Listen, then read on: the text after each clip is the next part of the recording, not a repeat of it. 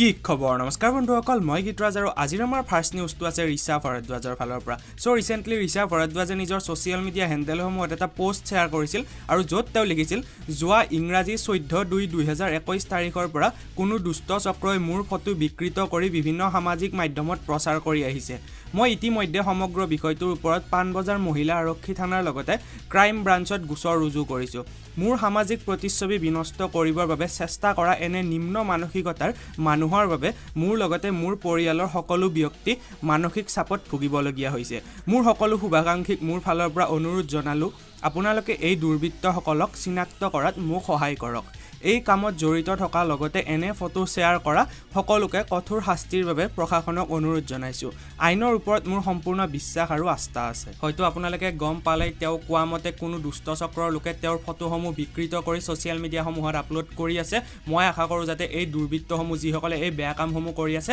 সোনকালে পুলিচৰ হাতত ধৰা পৰে আৰু আগলৈ যাতে কোনো যুৱতী মহিলা বা কাৰো লগতে এনেকুৱা কামসমূহ নহওক আগবাঢ়িছো নেক্সট নিউজটোলৈ এতিয়া মই কথা পাতিবলৈ যাই আছো ডিম্পু বৰুৱাৰ বিষয়ে আপোনালোকে হয়তো জানে যে ডিম্পুদাৰ লগত সময়ে সময়ে বহুত বেছি প্ৰবলেম হৈ থাকে আৰু এইবাৰো তেওঁৰ লগত এটা প্ৰবলেম হৈছে আসলতে এই প্ৰবলেমটোৰ বিষয়ে মই মোৰ নিউজত আগতেও কভাৰ কৰিছিলো সো ৰিসেন্টলি তেওঁ নিজৰ ইনষ্টাগ্ৰাম হ্যান্ডেলত এটা পোষ্ট কৰিছিল মানে এটা ষ্টৰী শেয়াৰ কৰিছিল য'ত তেওঁ লিখিছে প্লিজ হাতজোৰ কৰি মই ভৰিত পৰি মই কৈছো মোক খবৰ নিদিয়াকৈ আমাৰ ঘৰত থকা ঘৰত নাহিব প্লিজ প্ৰবলেমত পৰি কৈছো বহুত প্লিজ ভৰিত পৰিছো অৰ্থাৎ আপোনালোকে হয়তো গম পালে যে তেওঁ বহুত বেছি প্ৰবলেমত পৰিছে কিয়নো তেওঁ আগতেও কৈছে যে তেওঁৰ ঘৰত কোনোবা হয়তো কেতিয়াবা নাথাকে বা অকল মাক দেউতাক থাকে তেওঁ বিভিন্ন সময়ত ঘূৰি ফুৰিবলগীয়া হয় ভিডিঅ' বনোৱাৰ বাবে সেই গতিকে যদি তেওঁৰ সাবস্ক্ৰাইবাৰ্ছ বিলাক তেওঁৰ ঘৰলৈ যায় হয়তো তেওঁৰ মাক দেউতাকও প্ৰবলেম পাব পাৰে বা ঘৰৰ ওচৰ চুবুৰীয়াও প্ৰবলেম পাব পাৰে সেই গতিকে তেওঁ এই কথাখিনি কৈছে আৰু যদি আপোনালোকে ডিম্পুদাৰ ঘৰলৈ যাব বিচাৰে তেতিয়াহ'লে তেওঁ আগতে কোৱাৰ দৰে তেওঁৰ যিটো বিজনেছ মেইল আইডি আছে সেইটোত মেইল কৰি সুধি ল'ব তাৰ পিছত আপোনালোকে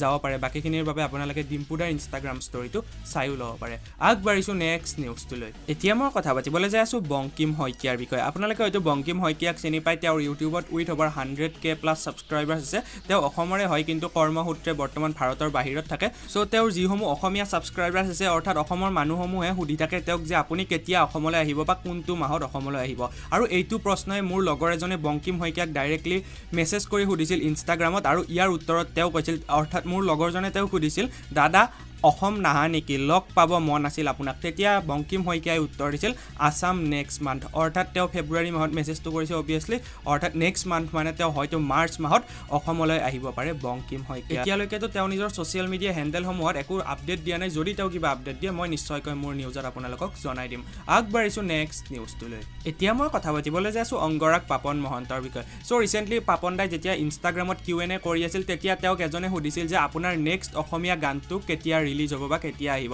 আৰু ইয়াৰ উত্তৰতনো পাপন দাই কি কৈছিল আহক আমি চাই লওঁ Diju Bharali, আপোনাৰ next song, Assamese song কেতিয়া আহিব is very soon in 10 days another Assamese song is coming আৰু এটা অসমীয়া গীত মই ইনফেক্ট বহুতটা ৰিলিজ কৰিছো যোৱা কি মাহত প্ৰত্যেক মাহতে এটা গীত এতিয়া পৰা ৰিলিজ আছে বহুত মাহলে চাই থাকি কিয়া তোমাকে তোমাকে তোমাকে তোমাকে জোনাকে বিচাৰে কি Bonita Besborua, my favorite food is soul food is comfort food is dali bhat aru paile okoman mas paisi alu pitika tenekwa mostly I like Asian I think which is bolok kotha patileo keita mane achievement ar bikoy first of all Ahom Life 24 e complete korise 50k subscribers Neel Akash dase complete korise 900k subscribers aru finally DY365 e complete korise 1.3 million orthat 13 lakh subscribers so many congratulations to all of them so এইটোৱে আছিল আজিৰ এটা সৰু video' আজিলৈ লৈছো বিদায় জয় Assam bye bye